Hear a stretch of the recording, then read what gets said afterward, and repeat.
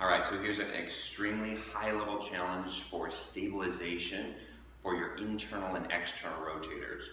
So what I've got is I've got a grippy pad here and a rotator disc, and I'm placing it over the gray strip and the foot bar.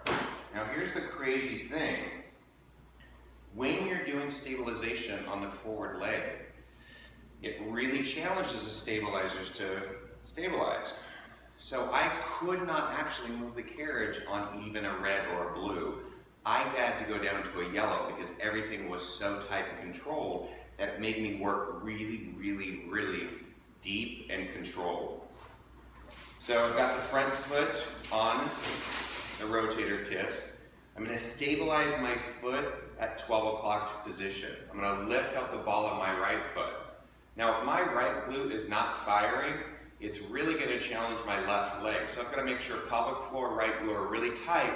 And what that does is that locks that left leg down. Now it's pretty darn stable, even though I'm not. So I'm going to focus on my form as I do 5 reps.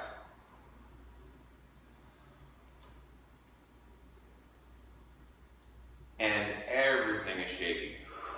Just to keep that forward leg stable is an amazing challenge. So in Pilates, we talk about when people muscle something. This is one of those perfect examples how you cannot actually muscle this lunge. You have to work really hard to stabilize everything in order to create a really great challenge. Let me show you on the other side. Again, grippy pad is of utmost importance underneath this. This is the infinity foot bar, which makes it possible to put the larger rotator disc. I'm size 11.5 shoes, so the smaller one doesn't feel correct for me.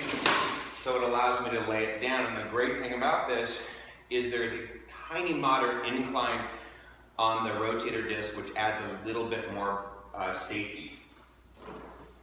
So left toe is now at the spring side edge of the bed. Right foot goes on. Left heel goes up, activating that left glute, pelvic floor, shoulders square, toe at 12 o'clock.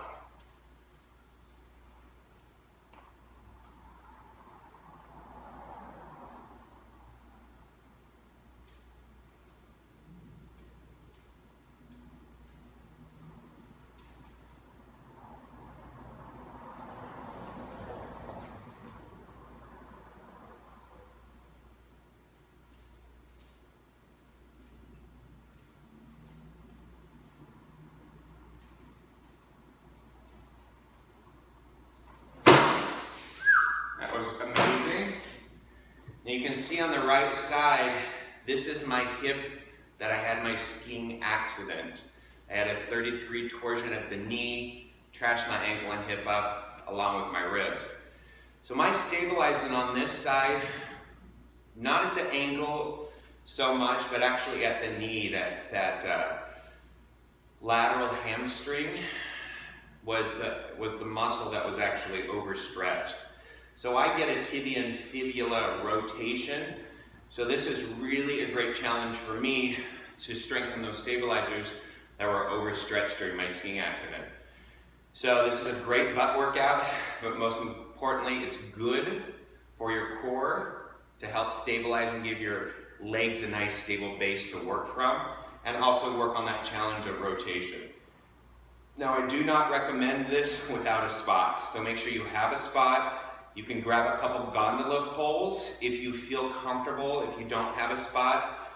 But if you can take the Pilates chair to the side of the reformer and put the bar up high, you can hold on to that too, so it's a little bit more stable. I do not recommend doing this by yourself without a spot unless you're pretty advanced in your stabilization. Thanks so much for watching, and I hope you enjoy this.